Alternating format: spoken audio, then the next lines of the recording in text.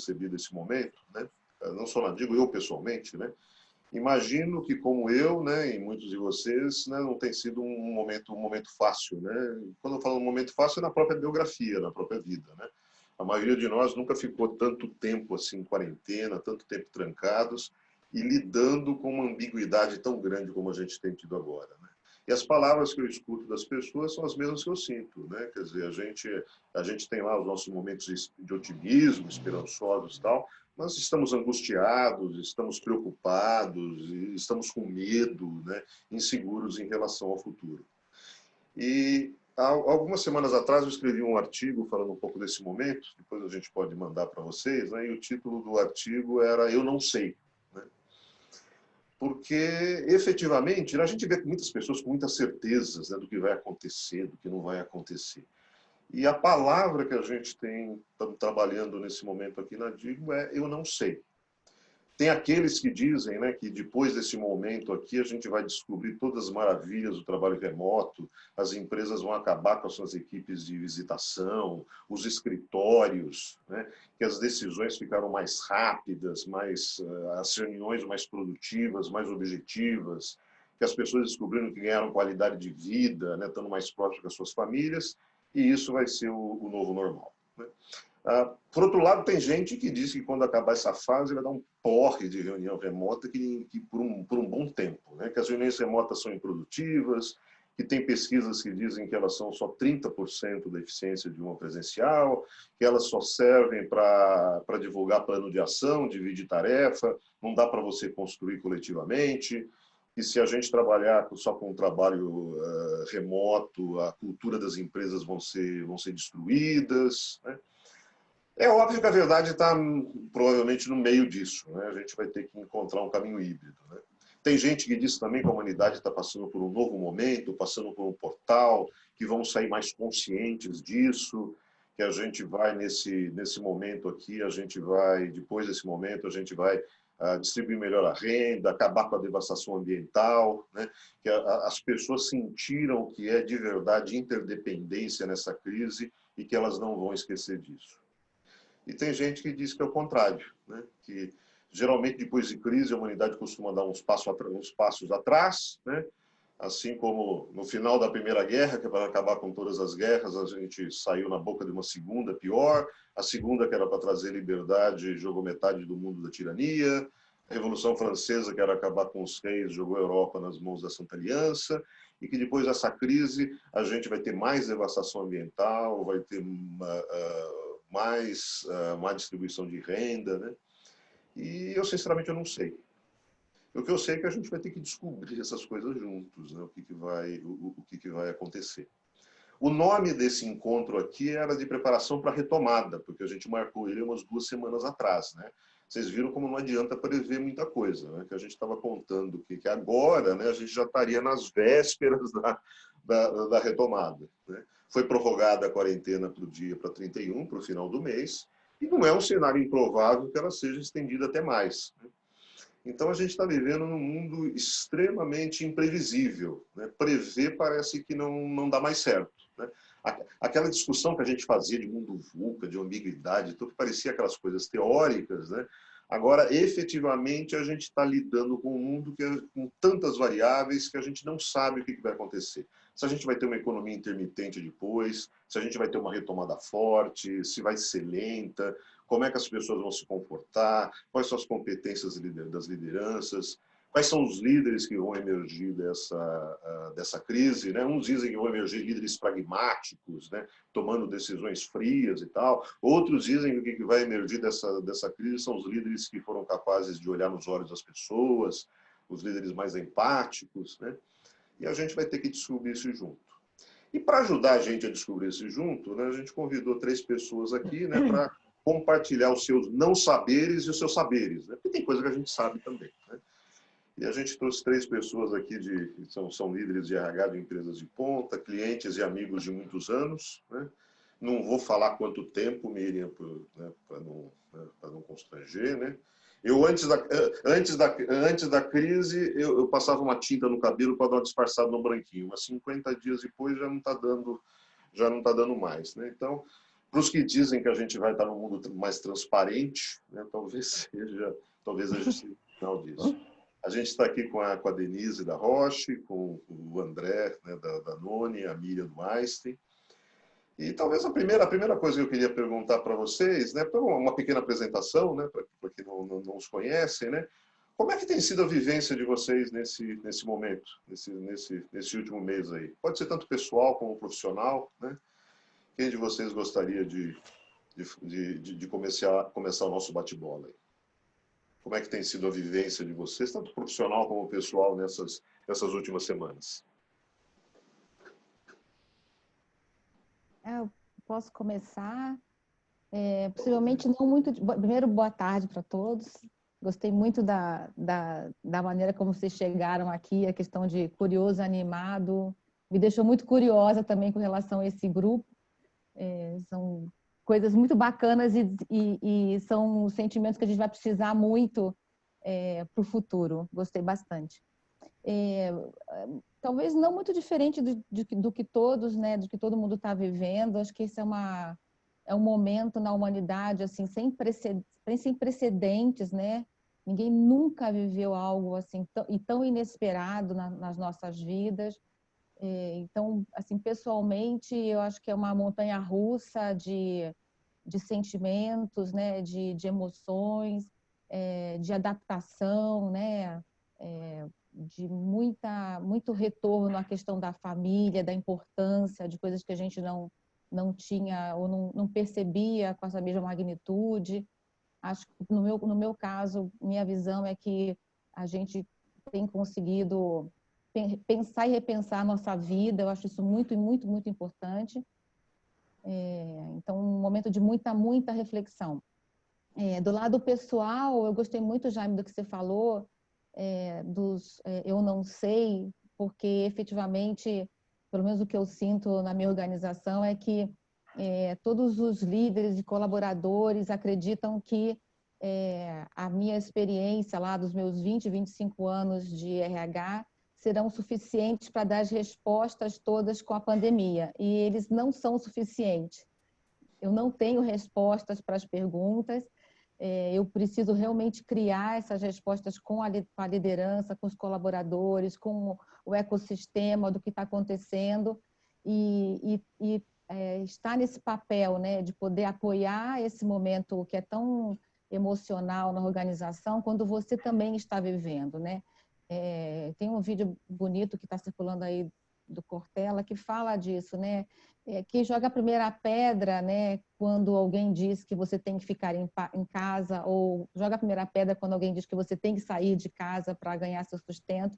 Então, a gente realmente está vivendo um momento de muitos não seis, mas acho que também muito bom para a gente poder resetar e reaprender uma nova maneira de enxergar. Então, esse aí é o meu momento, aí queria muito escutar e aprender também com meus colegas aí de painel.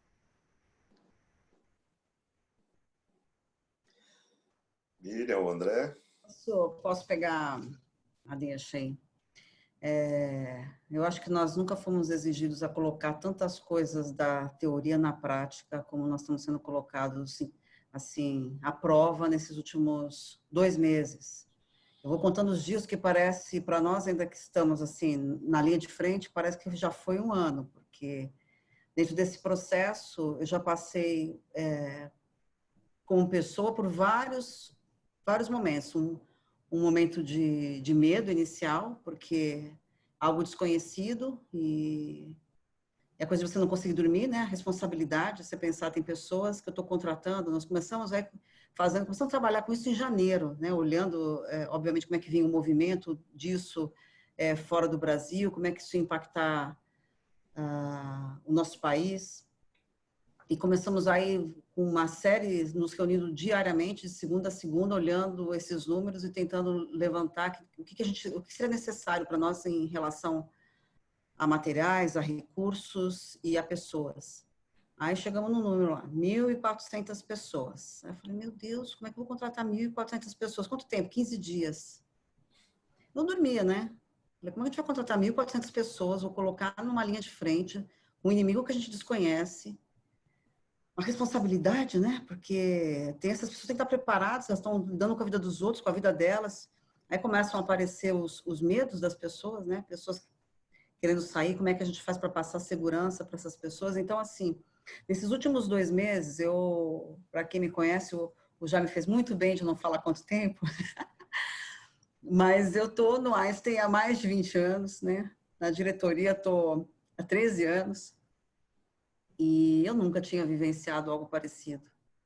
E assim, é como se eu estivesse sendo exigida a cada dia a um momento de verdade, né? Então, assim, tudo que você falou até então, coloca isso na prática agora, né? Respeita a pessoa que está ali, né? O medo dela, o sentimento dela, o processo dela, e cada um sendo diferente. E nós estamos assim, né?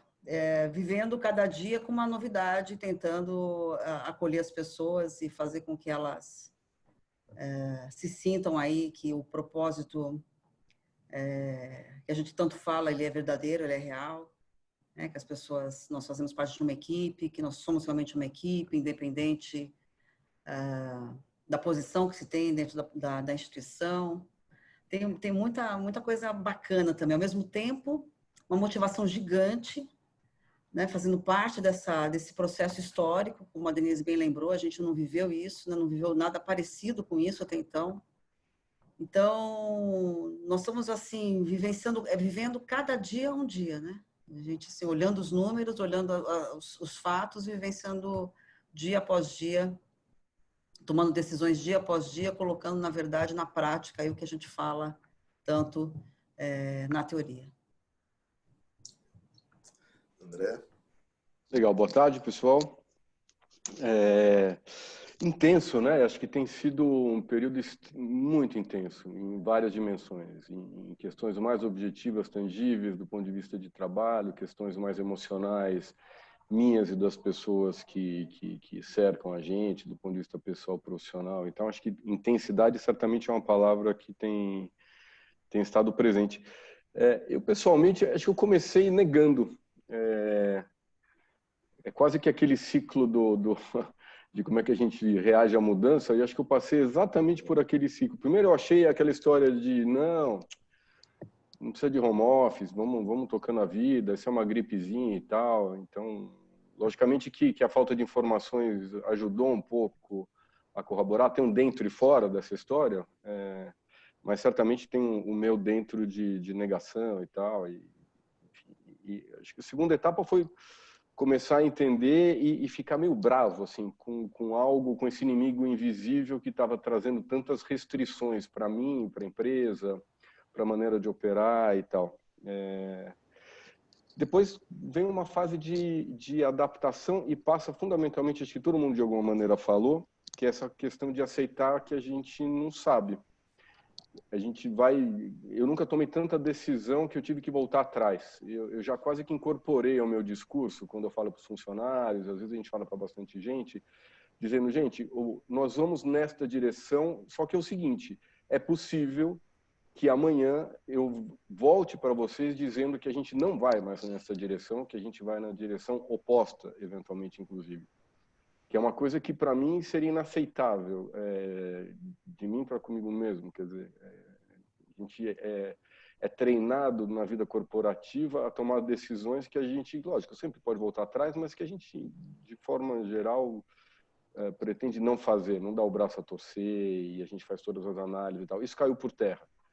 Então, incorporar essa vulnerabilidade, voltando um pouco para o clichê do VUCA, mas a gente nunca teve tão vulnerável, por vários motivos. Exatamente como a Miriam falou, a gente nunca viveu algo parecido em nenhuma das dimensões que estão aqui colocadas.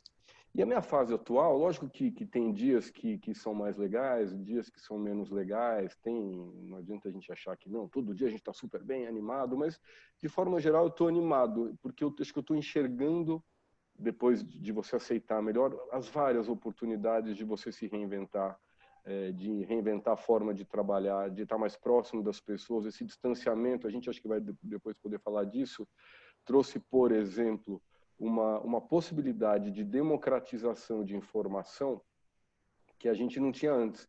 As minhas reuniões com a minha equipe, eram reuniões com os meus repórteres diretos, porque não cabia na sala. Motivo absolutamente prosaico.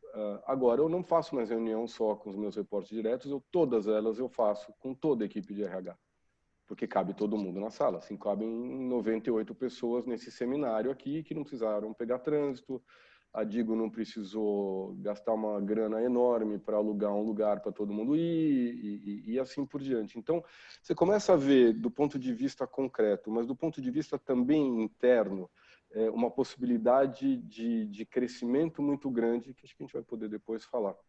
Então, no momento, estou mais animado do que qualquer outra coisa, não que os outros sentimentos não estejam presentes também. A gente vai se equilibrando com todos eles. Obrigado. Muito bem. Uma das perguntas que veio com mais frequência aí dos nossos inscritos foi o tema do papel do RH, né? Como é que tem sido o papel do RH nessa crise e como é que ele deve mudar a partir desses eventos, né? Quem de vocês gostaria de comentar esse tema? Posso... eu acho que a gente nunca foi exigido de olhar as pessoas genuinamente como a gente está sendo exigido agora, sabia? É óbvio que estou colocando um pouco da minha experiência, né?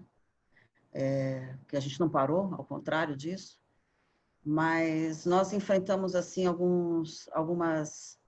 Vou dar um exemplo, que eu gosto de dar esse exemplo, porque também é a oportunidade de a gente conhecer as pessoas que trabalham conosco, né? A gente tem, dentro do AIS, tem 15 mil pessoas, estamos muito centrados, uma operação que trabalha 24 horas, e a gente optou aí dentro do momento que aqueles que fossem acometidos aí pelo vírus e que fossem ficar em casa, que nós estaríamos levando um kit com álcool gel, máscara e alguns outros gifts para casa da pessoa. Na primeira saída, nós tínhamos 12 pessoas para entregar esses kits numa semana aí. Voltaram 4 pessoas que a gente não conseguiu encontrar. Nós não conseguimos encontrar onde elas moravam. Aí eu falei assim, então, essas oportunidades que a gente tem de enxergar as nossas diferenças, né? O reflexo das nossas diferenças, que a gente não vê, às vezes, no ambiente de trabalho, né?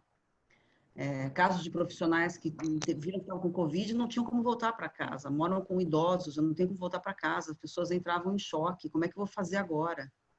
E aí começaram a aparecer uma série de necessidades que a gente não conhecia até então, e aí vem outras, né, tivemos que fazer uma parceria com um hotel para poder colocar essas pessoas em hotéis para ficar distante das suas famílias nesse momento.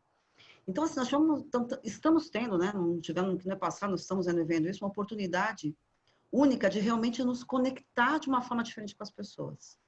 Eu estou dando esse exemplo, mas eu concordo com o André, eu também tive a mesma descoberta, por que até então a gente já tinha essa tecnologia, né? A tecnologia já existia, por que eu tenho que demorar 2 vezes por ano para fazer um encontro com a minha equipe toda?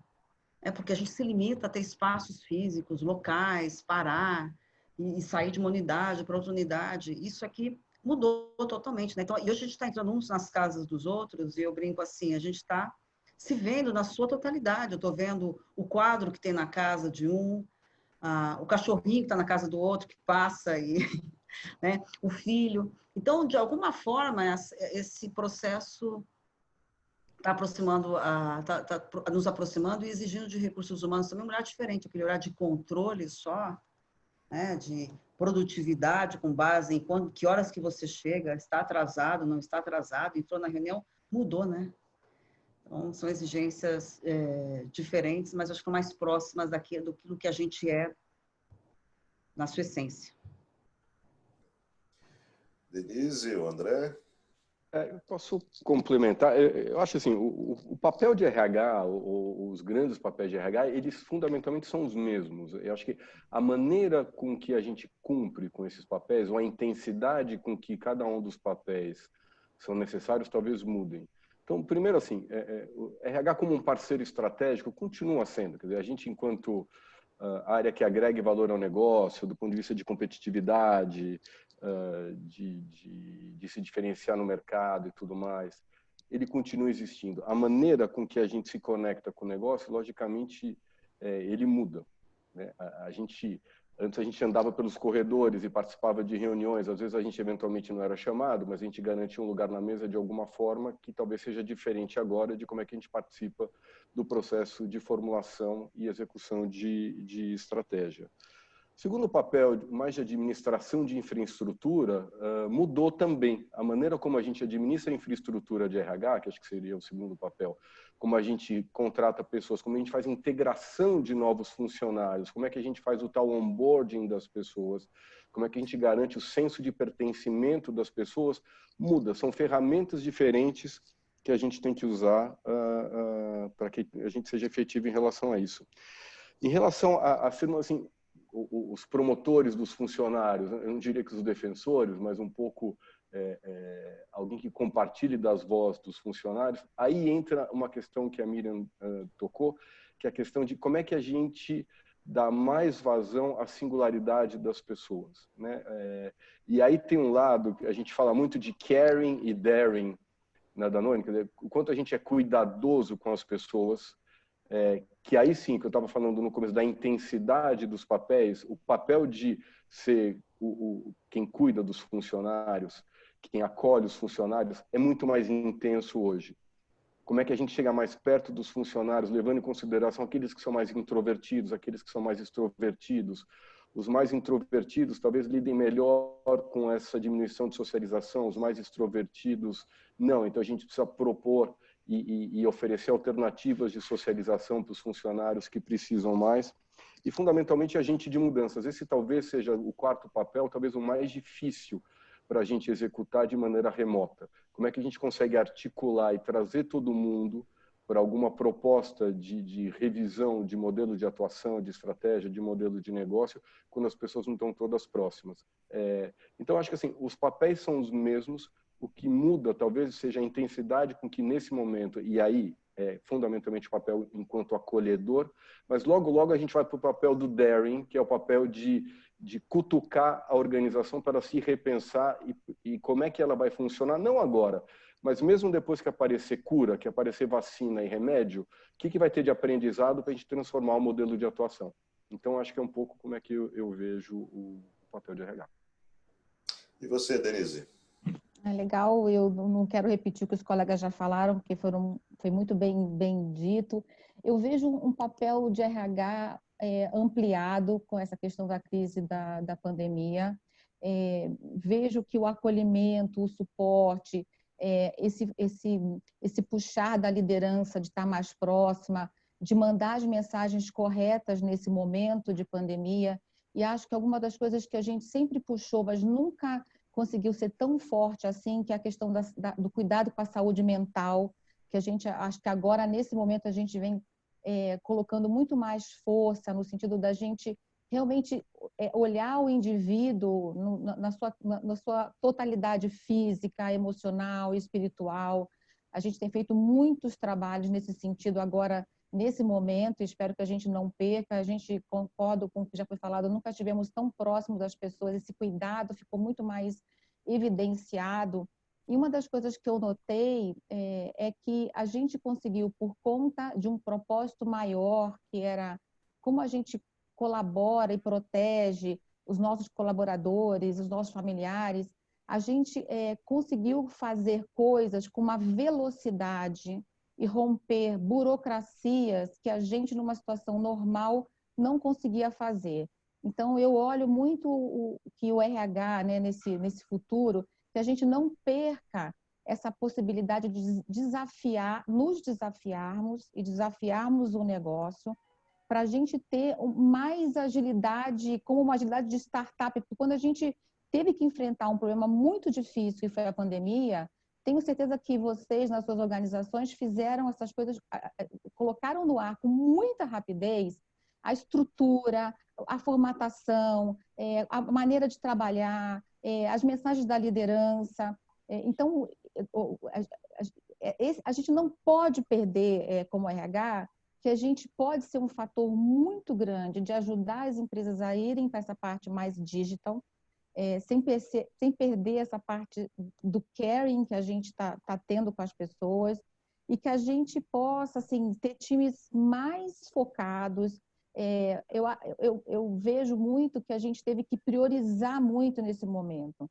Então, eu lembro sempre do Warren Buffett, que ele fala você põe 25 gols, depois você põe os 5 top, e depois você esquece os outros e só foca nesses que você escolheu. E eu vejo que, com a questão da pandemia, com tudo que a gente tem que fazer como profissional, como RH, a gente tem feito escolhas muito prioritárias e que eu queria muito que a gente não perdesse isso quando a gente voltasse. Acho que são os grandes aprendizados que a gente está tendo nesse momento, que a gente não deve perder na volta e no retorno, né, para os escritórios.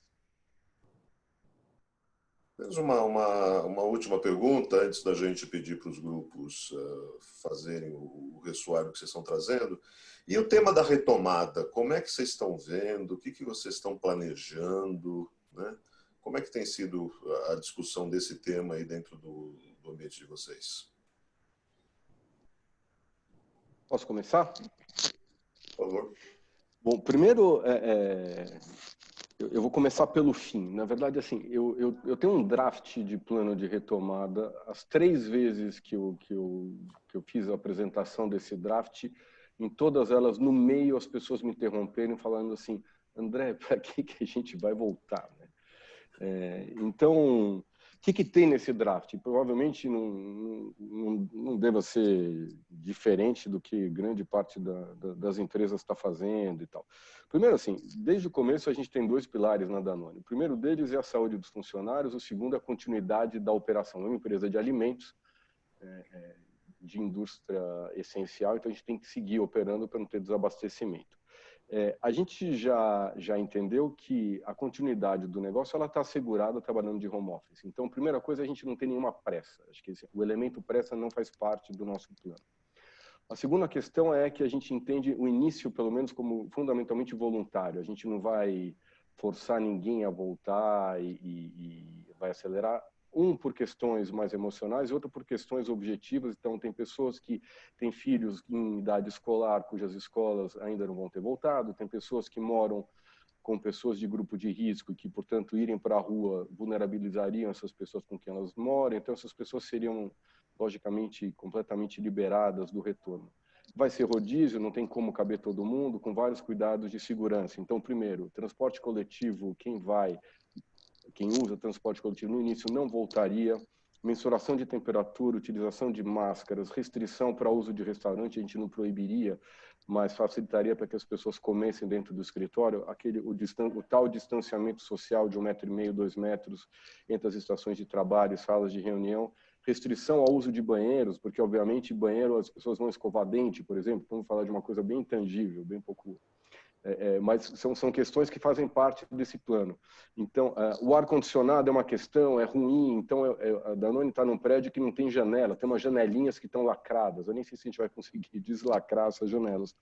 Ou seja, no final do dia, o retorno ele vai ser voluntário e extremamente gradual e cuidadoso em relação à saúde das pessoas, não só porque, mas inclusive porque a continuidade das operações está mantida. As fábricas seguiram trabalhando, os repositores de supermercado também, com todas as medidas de segurança. Então, de forma geral, é assim.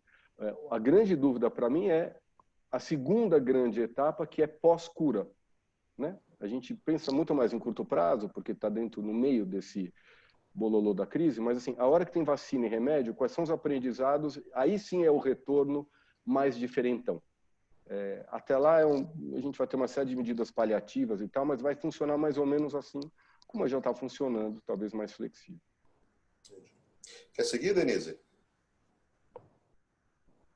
Sim, posso seguir. Acho que o André colocou aí grande parte as medidas que poderão ser tomadas. Tem um artigo bastante interessante da McKinsey que fala Workplace Return, que tem aí todos os dados de como você colocar essa volta, não só no escritório, mas no seu trajeto, na sua casa. E a gente, no caso nosso, da Rocha, a gente tem estado em contato muito com a China, que é o país, né, os nossos colegas da China que já estão voltando retornando para o trabalho e aprendendo um pouco com eles como é que tem sido essa volta, esse retorno dos profissionais. E a gente tem quase que fase 1, fase 2 e open a abertura total, né? A gente já tem hoje pessoas que trabalham no nosso site, a gente tem gente de IT, de manutenção, de segurança, então já tem muitas medidas de controle para essas pessoas que já estão no site administrativo. E todas as adequações, né, que a gente está colocando, né, e todas as implicações, porque quando você coloca uma distância de segurança de 1,5 m, 2 metros, possivelmente a gente não vai ter o número total de pessoas retornando, porque é impossível você ter essa elasticidade dos escritórios. Então, a gente tem um comitê de crise que foi colocado já foi montado desde a época da China, quando a gente começou o primeiro caso na China. Então, esse grupo tem acompanhado muito que etapas a gente pode fazer para manter a segurança dos colaboradores. Nossa situação é que a gente já tem uma fábrica hoje que funciona no Rio de Janeiro, então, muitas medidas hoje que a gente já adotou para que a fábrica pudesse continuar operando já são medidas de sucesso para a gente também pôr na nossa volta do escritório. Então, no sentido de como a gente vai usar um refeitório, a gente teve que fazer transporte para os colaboradores, porque o trajeto também é um fator importante de contaminação. Então, tem várias medidas que hoje a gente está aprendendo do dia a dia dos funcionários que já estão trabalhando e usando também para esse projeto de retorno para os escritórios. A gente tem na nossa corporação, no headquarters, os funcionários já estão voltando, eles estão voltando nesse sentido de que você tem que se sentir à vontade para voltar, e acho que isso é muito importante. Tem pessoas que são mais aversão ao risco, então isso também é importante de se respeitar. E acho que fazer um mapeamento também dos colaboradores é importante, porque nem todos os colaboradores vão poder voltar com segurança, aí tem questão de idade, tem questão de doença, a questão do cuidado com a família, tem muitos itens que precisam ser vistos. Então, minha dica assim, para quem está pensando nesse retorno é realmente montar um comitê que possa olhar em detalhes e respeitar também a cultura da organização e, obviamente, né, a gente vai ter que respeitar como empresa de saúde a Organização Mundial de Saúde, os nossos governantes. Então, tem toda aí uma expectativa aí de como retornar de uma maneira muito segura para todo mundo, e não só a segurança física, mas a segurança também emocional dos colaboradores. Passo aí para a Miriam. Eu brinco que aqui assim, é a volta dos que não foram, né? Porque, no fim das contas, a gente precisou fazer essas medidas durante o processo, né? Porque, como não parou, eu continuei trazendo pessoas para a instituição, as pessoas continuaram pegando o transporte, almoçando aqui. Então, todo o processo que foi feito em paralelo, né? Foi acontecendo em paralelo. Óbvio que a gente tem muitas pessoas que estão em home office, né? Mais de 10% da nossa população está em home office, pessoal administrativo, tentando fazer o máximo de colocar essas pessoas. Estão quase 15% do nosso grupo em home office, esse pessoal deve voltar. E o que eu acho que o maior desafio que nós temos é o aprendizado desse processo, aquilo que foi bom nesse processo, ele se mantenha, sabe? Da gente não voltar ou tentar voltar nas mesmas condições do passado, porque eu acho que seria uma perda muito grande, né? Passar por todo um processo desse e a gente retomar de uma mesma forma. Por que eu estou dizendo isso? Porque nós tivemos muitos ganhos. A própria home office, para nós, era muito complexo. Nós estamos há mais de 2 anos tentando colocar esse processo. Tinha 300 pessoas, hoje eu tenho mais de 1.900, quase 2.000 pessoas em home office. Então, esse é um processo que tinha uma resistência, com mil limitações. Reforçando o que a Denise falou, a gente teve que ser mais ágil, a gente teve que responder rápido, né? Tive que responder para ontem. Então, esse tipo de coisa a gente não pode perder, né? Essa velocidade na resposta, né? Essa mudança positiva. Um outro ponto que está mais ligado ao negócio, que é a própria telemedicina, que tinha um aspecto aí também, já há algum tempo, uma dificuldade de se colocar isso, fazer valer realmente, e quando chega uma pandemia como essa, ela começou a funcionar e está funcionando super bem. Então, essas coisas a gente não pode perder, porque a gente tem um ganho nesse aspecto, né? Num país de tantas diferenças, país tão grande, se a gente pode levar médicos à distância para lugares, por que a gente não utiliza esse tipo de coisa, né? Então, assim, eu acho que tem oportunidades que surgiram, que nós fomos obrigados a ter velocidade de responder, que esse para mim é o maior desafio, é não perder isto. Perfeito. A velocidade nas respostas e o uso da tecnologia de uma forma positiva. Eu tenho visto empresas... Você quer comentar, Denise? Não? Eu queria comentar rapidamente, quando a Miriam falou sobre a telemedicina, eu queria comentar que a gente já vinha conversando antes da pandemia de trazer esse benefício para os colaboradores, inclusive o trabalho que a gente fez com o próprio Einstein. E quando teve a questão da pandemia, a gente acelerou muito a nossa discussão e a gente conseguiu colocar isso no ar. Foi uma das primeiras empresas que colocou isso no ar. E queria dizer assim, que os funcionários estão gostando muito desse benefício. Tem sido assim, um sucesso a utilização. É um conforto para as pessoas poderem ter a sua consulta sem sair de casa. E acho que também é uma contribuição muito bacana para a sociedade, porque a gente baixa um pouco a utilização nos hospitais, nas clínicas, dá mais segurança para as pessoas. Então, eu não queria perder, porque a Miriam trouxe isso, e eu realmente recomendo que as empresas possam olhar isso mais de perto e com mais cuidado. O que eu tenho visto muitas organizações fazendo o seguinte também, né? Comitê de crise todo mundo tem, né? Mas muitas criando comitê de oportunidade, né? Nesse momento para discutir essas coisas, o que a gente aprendeu que não pode esquecer, quais são as oportunidades que estão gerando, né? O que deve ficar dessa crise. Mas a gente está um pouquinho atrasado já, para variar, né? O papo tá bom, né? O tempo vai embora. E a proposta agora seria, a gente vai ter 15 minutinhos para vocês se dividirem em grupos, né? Grupos de 5, 6 pessoas, para fazer um pouco de network e ver como é que ressoa esse papo até aqui, né? E aí, depois desses 15 minutos na volta, a gente retoma com os nossos convidados. Magda, você segue? Sigo daqui. Então, vamos lá. O que vai acontecer agora é que vocês vão, então, para grupos menores, vocês vão sair dessa sala onde a gente está e vocês vão ser teletransportados para uma outra sala. E aí eu queria dizer que o teletransporte é automático, você não precisa aceitar nada, você vai direto. Só espera, porque pode levar até 1 minuto para todo mundo chegar na sala. Então, às vezes, uma pessoa chega, está sozinha e fala, ai meu Deus, estou aqui nessa sala aqui que eu espero que vão chegar os seus companheiros de grupo aí para discussão, tá? Se algo acontecer nesse caminho aí do teletransporte, você se desconectar, não precisa ter pânico, é só você acessar novamente que a gente te embarca novamente, tá? Então, você vai lá para essa conversa e o que você vai discutir, então, lá, né? O que se destacou no que você ouviu dos nossos 3 convidados aqui na nossa mesa, Denise, Miriam e André, o que se destacou da conversa e o que se aplica na sua realidade, né? O que você pode levar do que você ouviu para a sua própria realidade. Então, essa é a discussão lá no pequeno grupo.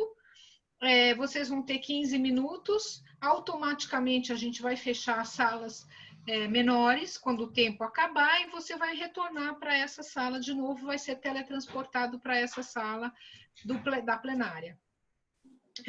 E se algum grupo quiser trazer alguma questão para os nossos convidados, para eles responderem, também está valendo, tá bom?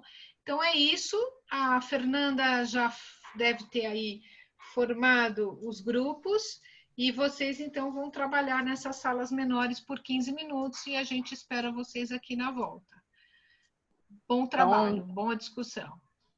Apertem os cintos, vamos iniciar o teletransporte e daqui 15 minutos a gente retorna para mais uma rodada de conversa aí com os nossos convidados.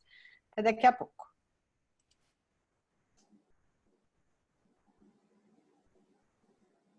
De volta, pessoal. A mágica funcionou. Alguns aí a conexão caiu no meio do caminho. A gente foi tentando embarcar as pessoas aí da melhor forma. A gente volta aqui. Espero que tenha sido bacana aí, né, as conversas, né, dar um calor assim humano para essa interação online que às vezes fica tão impessoal, né, poder fazer aí uns pequenos grupos e tá todo mundo aí na mesma realidade, então poder fazer essa troca é bem interessante. A gente vai voltar com perguntas aqui para os nossos convidados. Quem aí ainda tiver alguma pergunta, quiser colocar no site, a gente já tem no chat, né? A gente já tem algumas perguntas no chat enquanto eles foram fazendo, a gente foi selecionando aqui. Claro que a gente tem a questão do tempo, então, infelizmente, não vamos, né, conseguir todas as perguntas, mas vamos tentar abarcar por temas. Então, o primeiro tema que surgiu bastante interesse foi a questão de como é que vocês têm lidado com essa questão dos processos seletivos, né, das contratações, que mudanças foram feitas, como é que vocês têm se adaptado nessa questão aí de seleção e desenvolvimento das pessoas.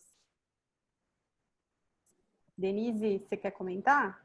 Sim, posso comentar um pouco de uma experiência que a gente já estava vivendo antes da pandemia, com relação aos nossos processos seletivos, e a gente, como a gente faz muito processo que envolve também pessoas de fora do país, de fora do estado, a gente achou por bem fazer processos seletivos que já usassem a tecnologia e que não privilegiasse, por exemplo, pessoas que estavam em São Paulo, onde a gente está baseado, né? Onde a gente tem a base.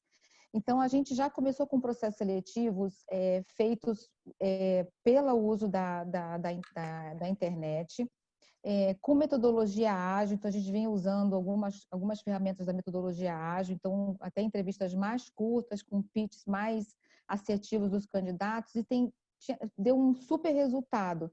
Então, a gente, por acaso, experimentou antes da pandemia, e a gente percebe que não tem o que a gente imaginava, né, que a gente perdia pelo não ter o contato pessoal, não se mostrou realmente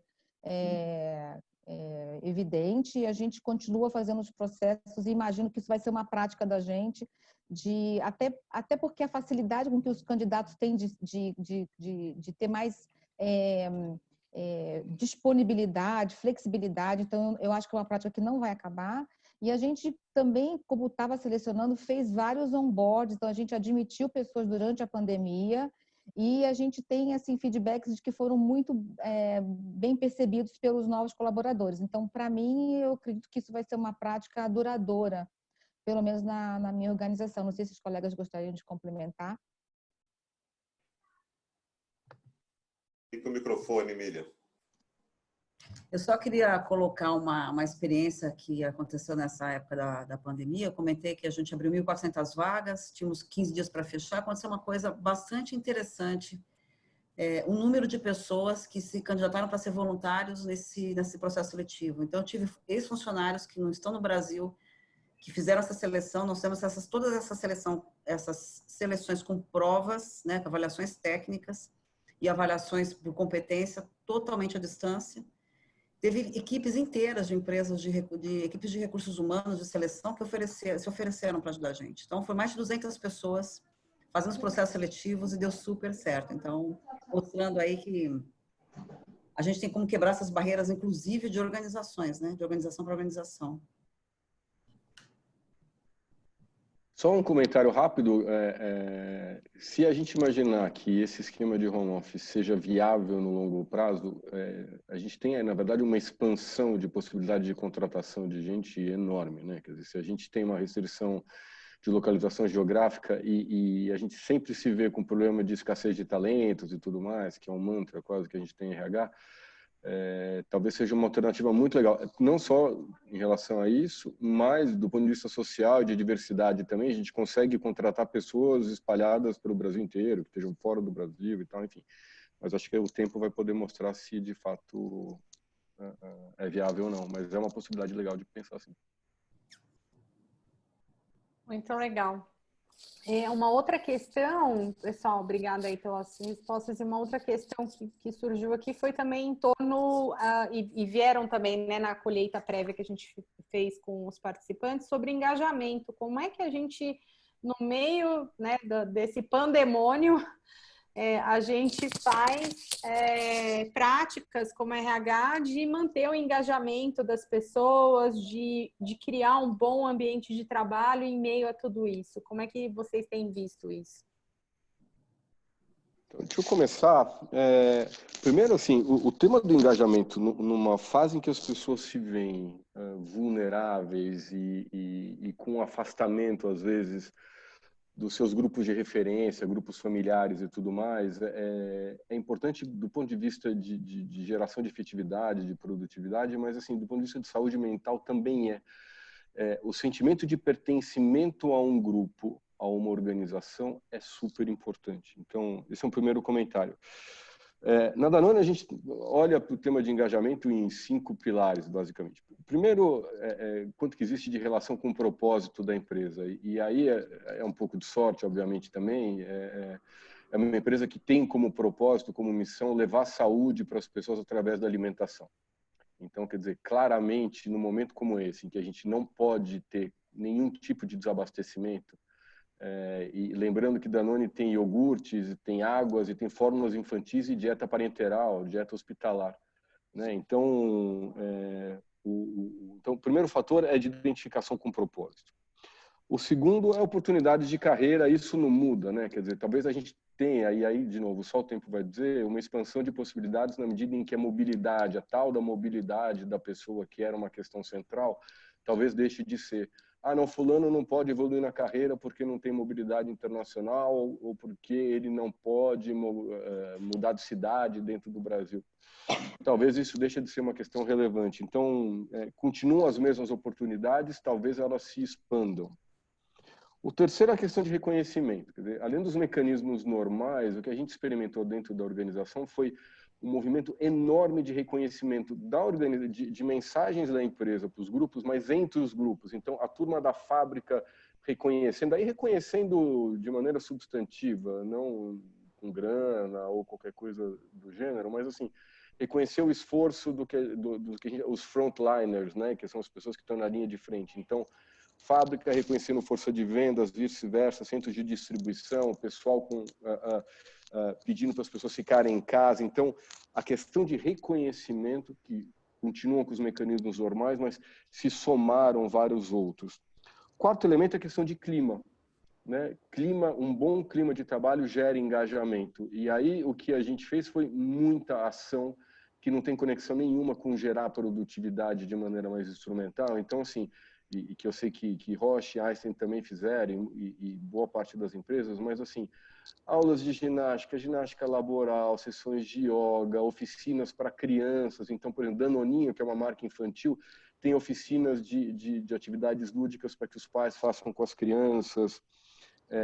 Então, muita atividade relacionada a clima e a cuidado. E aí a gente falou muito de caring no começo, acho que clima também nessa época tem a ver com cuidado. Então, antecipação de vacina, sessões de informações com o médico do trabalho, que a gente faz 2 vezes por semana, respondendo a perguntas e tudo mais. Então, esse sentimento de acolhimento, acho que entra dentro desse quarto pilar de clima. E o quinto é a qualidade do líder. Esse é um desafio interessante, quer dizer, como é o líder se comportando num momento como esse? Você tem alguns que se adaptam de forma mais rápida, acho que só isso vale um workshop e um encontro só para tratar do que é ser um líder de equipe funcionando de forma remota. Então, o líder que não tem como controlar, que não está observando se o cara está trabalhando ou não, e muitas vezes ele imagina que ele observa isso, quando na verdade, mesmo presencialmente, isso não ocorre. Então, a qualidade do líder que dá espaço para as pessoas administrarem seu tempo de uma maneira mais flexível, que respeitam, por exemplo, que as pessoas, todas elas, têm pelo menos dupla jornada hoje em dia e que competem pelo mesmo tempo. Antes o cara está no escritório, ele está no escritório. Agora ele está no escritório, mas ele está também cozinhando ao mesmo tempo. Ele tem que dar almoço, ele tem que lavar a louça, ele tem que passar roupa. É o mesmo tempo que é compartilhado com tudo isso, e um líder de qualidade também leva isso em consideração. Enfim, Acho que é muita coisa por uma questão de tempo, mas são esses 5 pilares que a gente tem trabalhado a questão do engajamento. Eu queria acrescentar uma... Posso falar? Uhum. Claro. A gente está, não vou tornar repetitiva, porque tudo isso que o André comentou, a gente vem trabalhando também. Acho que tem 2 oportunidades. Uma é do protagonismo real das pessoas, né? Então, dá espaço. Então, nessas nossas lives que a gente vem fazendo, tem lives que eu estou fazendo com os colaboradores, sabe? Por exemplo, home office, eu coloquei pessoas que estão em home office para falar sobre isso. Cria um espaço diferente também, além das lideranças. E relacionado a propósito, eu tive também um desafio bastante interessante, porque eu comentei da contratação de várias pessoas e quando essas pessoas começaram a chegar, nós começamos a perceber que na área privada, dentro do hospital, o número de procura, de necessidades, era menor do que na área pública. Então, nós começamos a convidar as pessoas que nós contratamos para trabalhar no Morumbi, para trabalhar, por exemplo, no Campo Limpo, no Jardim Ângela, que são regiões, para quem conhece bem São Paulo, bastante periféricas, né, da região, na área pública. E nós fizemos isso também em grupo. Foi uma experiência muito bacana de colocar realmente que o nosso propósito é um propósito único, que nós atendemos, que os profissionais teriam a mesma segurança, né, com EPIs, e teriam o mesmo nível de qualidade, o mesmo nível de entrega, fazendo a sua atividade, tanto no hospital privado quanto no hospital público.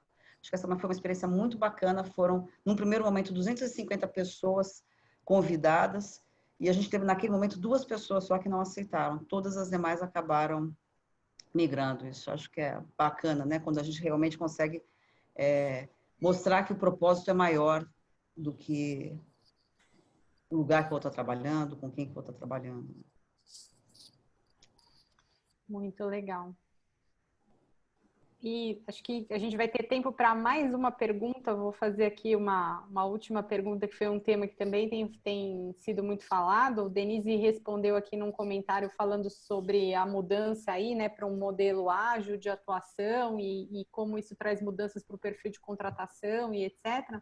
Mas eu queria ouvir aí de vocês comentários sobre como é que fica a gestão de mudança no meio da mudança, porque isso trouxe uma mudança imperativa maior, mas imagino que as organizações de vocês estavam, né, vivendo aí no seu dia a dia processos de mudança. Como é que vocês fizeram esse gerenciamento nesse momento que nós estamos vivendo?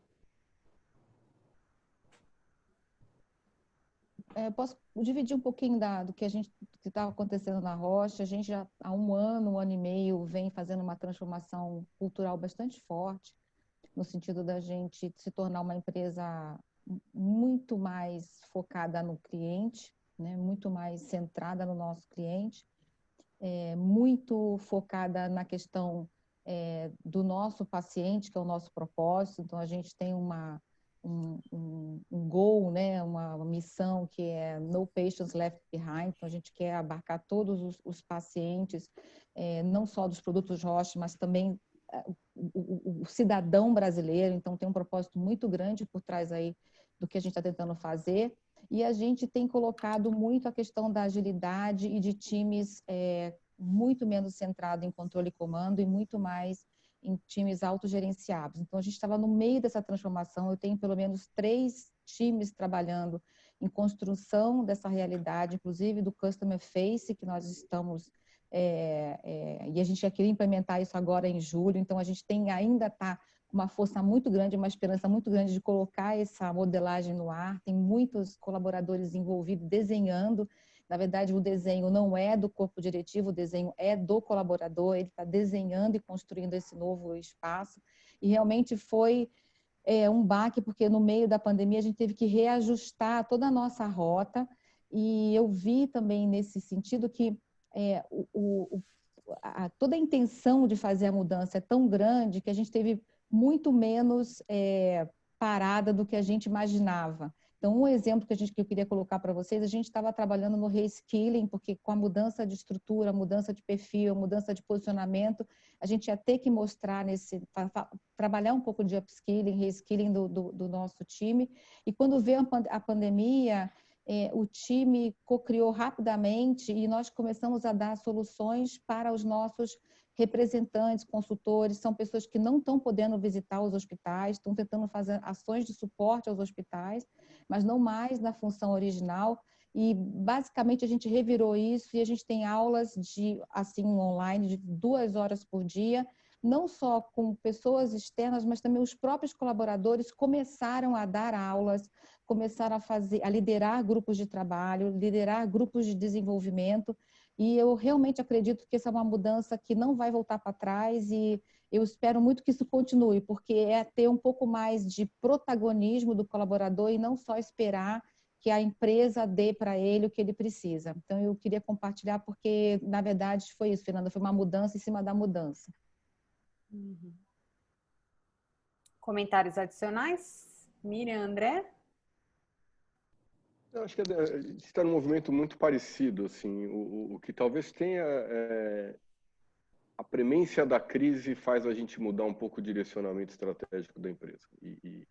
E aí a mudança que a gente tem, não de estilo de trabalho, de migrar para um modelo mais ágil, de revisar a arquitetura organizacional, isso segue, eu acho que a forma de trabalho não atrapalhou essa rota. O que tem é um redirecionamento mesmo, quer dizer, é tentar prever o que vai acontecer com o mercado nos próximos ano e meio. E aí é uma projeção dura para o Brasil. E aí a gente redirecionar estrategicamente e botar essa estratégia a serviço desse novo rumo estratégico do ponto de vista de negócio. Mas não acho que tenha atrapalhado, não. Até porque a própria modelo ágil pressupõe uma forma de trabalho que acho que se encaixa muito bem com o modelo remoto e tal. Né? Para nós, assim, também, esse momento foi marcante para a gente agilizar esse processo ágil. Quebrando barreiras, assim, grandes. Para falar de dimensionamento de pessoas, por exemplo, não ficou isso em recursos humanos, não dava para ficar com recursos humanos. A gente teve que criar um grupo realmente de pessoas que são especialistas das diversas áreas para poder ser rápido nesse processo. E aí você ter contato com a metodologia só facilita para que isso aconteça efetivamente, né? Talvez eu teria muito mais dificuldades para quebrar algumas barreiras do público, privado, como eu comentei. Não pense que assim, isso é uma tarefa simples. Ele só foi possível porque o processo, o problema estava na nossa frente, no nosso colo, a gente tinha que resolver.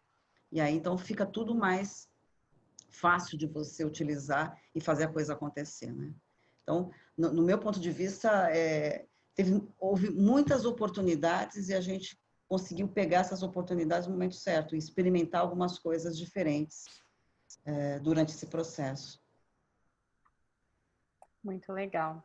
Que bom, porque a gente termina aí o nosso encontro. Infelizmente, já estamos aí, né? Chegando no horário marcado. Teria assunto para muito mais tempo, né? Mas é bom a gente ouvir, terminar assim com uma palavra falando mais até de oportunidades, né? E de quantas oportunidades a gente tem nesse momento também de fazer acontecer as coisas aí em meio a tudo isso. Eu vou passar, então, a palavra agora para o Jaime pegar os comentários finais e os agradecimentos, enquanto eu vou compartilhar na tela um link aqui, pessoal, e pedir para os participantes fazerem uma breve avaliação do encontro, colocando comentários e sugestões para um próximo momento, e fica aí o meu agradecimento para os convidados. Jaime, você pega daqui?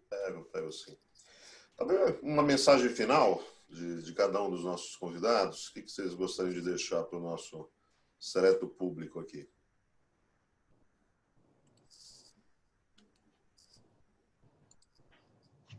Posso falar bem rapidinho.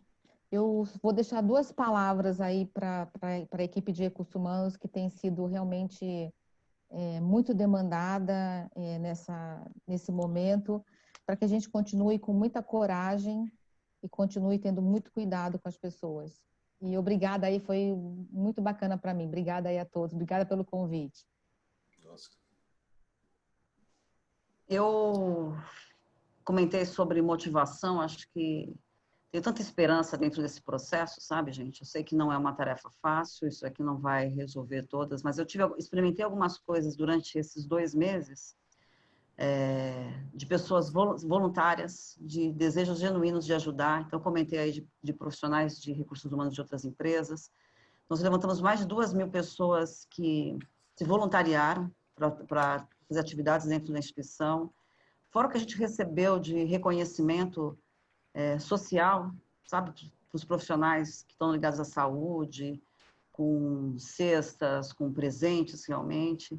Então, assim, é na hora da vulnerabilidade que a gente se aproxima mais. E vivenciar isso é muito bom. André? Agradecer, sua gratidão. Legal, Miriam. Não, uma vez eu vi alguém falando, não, se não dá para ir para fora, vai para dentro, né? E é uma coisa que talvez uma das várias oportunidades que esse momento traz é a gente ir mais para dentro. E a gente vai encontrar muita riqueza dentro da gente, mas a gente vai encontrar pobreza dentro da gente também. Quanto mais a gente se conhece, talvez mais a gente tenha essa oportunidade de se defrontar com os nossos vários lados. E o fato da gente não poder ter essa vida de socialização no mesmo nível em que a gente está acostumado, talvez dê essa oportunidade. E que isso traga para a gente muito mais empatia, muito mais tolerância com a gente mesmo e com as outras pessoas. Eu acho que se esse momento pode trazer algum legado, são vários, mas esse, claramente, para mim, é um que eu aposto que deva ficar. Mais tolerância, mais autoconhecimento. E só aproveitar e fazer um reconhecimento, acho que a Miriam está aqui representando os profissionais de saúde, é uma instituição super bacana, que é o Hospital Albert Einstein, mas a gente tem vários outros que a gente faça, quem crê uma oração, quem não crê um bom pensamento, por esses profissionais que são tão importantes e que estão se doando tanto para todos nós, né? Então, é isso que eu queria falar. Obrigada. Obrigada. Então, pessoal, desse papo com os nossos convidados, né, imagino que cada um de vocês deve estar saindo aí com uma reflexão, com uma coisa importante, né? No meu caso, eu fiquei com 3 coisas aqui que eu achei bem interessantes, né? Um é o tema da tolerância consigo mesmo, porque a gente vai errar. São variáveis demais, é humanamente impossível a gente querer acertar todo o tempo. Várias vezes os nossos convidados falaram de propósito, de valores, né? E é nos tempos de crise que a gente mostra se aquilo que a gente falava antes da crise era só discurso, né? Só aquilo era de verdade, né? E faz parte do nosso papel fazer perguntas incômodas, né? Cobrar, né? Aqueles valores, aqueles propósitos, né? Que estão colocados nas paredes. E outra coisa é o tema do RH estratégico, né? É uma puta oportunidade, né? E quem não era estratégico ficou de repente, né? Está sendo chamado para tomar decisões com a diretoria, com o presidente perguntando coisa e tal, né? Então essa é a hora de a gente, como recursos humanos, né, conquistar o nosso espaço, né? Nosso espaço merecido, né, nas organizações. E para deixar uma mensagem positiva também, né, como os nossos convidados fizeram, né? Eu estava tentando me lembrar, né, na minha biografia, de crises desse tamanho, né? E realmente a nossa geração não tem, né? Talvez alguns mais maduros como eu vão se lembrar do Plano Collor, né, que jogou 6 meses o país aí numa devastação econômica, caiu 10% do PIB, né? Espero que a gente não chegue lá, né, nos 10%, né, mas talvez a gente tenha até alguma coisa parecida com isso. Mas naquela situação era só economia, a gente não tinha essa sensação de fragilidade, né, de morte, né, essa falta de contato com as pessoas. Mas acho que é importante lembrar que os nossos avós, os nossos pais, os nossos bisavós passaram por coisa pior do que a gente e fizeram muito bem feito, né? Você pega a Europa no final da Segunda Guerra Mundial, um país que não tinha uma pedra sobre pedra, milhões de cadáveres nas ruas. Em poucos anos reconstruíram suas sociedades. Você pega, deve ter muito imigrante aqui, né? Você imagina, né? Eu fico imaginando meu avô, né? Você imagina o que é sair morto de fome de uma aldeia na Itália, com um bombardeio para cima e para baixo, e você chegar num país sem nada e você construir uma vida, né?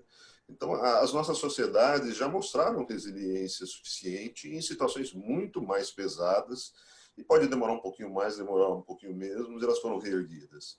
Então, é um momento, né? E talvez aí aquela fala, né, que os nossos convidados colocaram também. Quais são as oportunidades que a gente tem nesse momento? O que a gente está fazendo de bom que a gente não deve perder depois? E feito isso, eu não sei se funciona, eu nunca pedi. Dá salva de palmas, assim, remoto? Como é que funciona? Ainda dá para... Mas assim, batendo assim, fazendo... faz assim? Foi Então tá no bom. Gallery View, Uma faz salva de assim. palmas para os Ou nossos... manda o seu emoji né, lá nas reações. E a gente agradece aí as avaliações também que chegaram, comentários muito bacanas sobre esse momento de interação. A gente também está com o nosso curso de gestão remota aberto. Algumas pessoas perguntaram aqui no chat. Eu estou colocando aqui também o link para inscrição nesse formato que a gente faz aqui, né, de interação. Então, não é um EAD, é uma interação entre os líderes aí, que a gente está aqui à disposição. E muita gratidão aí pelos 3 convidados que, com muito, muito carinho aí, muita humildade, muita sabedoria, vieram aqui compartilhar com a gente nesse momento tão crítico, né? Vale muito aí esse conhecimento compartilhado.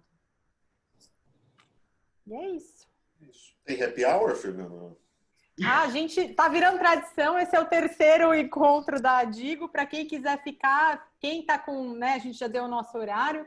É igual interação presencial. Tem aqueles que tem que sair correndo, pega as coisas, fala, tem que ir e tal. Todo mundo, né? Tem gente que tem que fazer o jantar e etc, né? Nesse momento aí especial que estamos todos. Mas quem quiser ficar, bater um papo aqui com a gente ainda segue aqui um tempinho conectados, para quem quiser permanecer com a gente. Obrigado.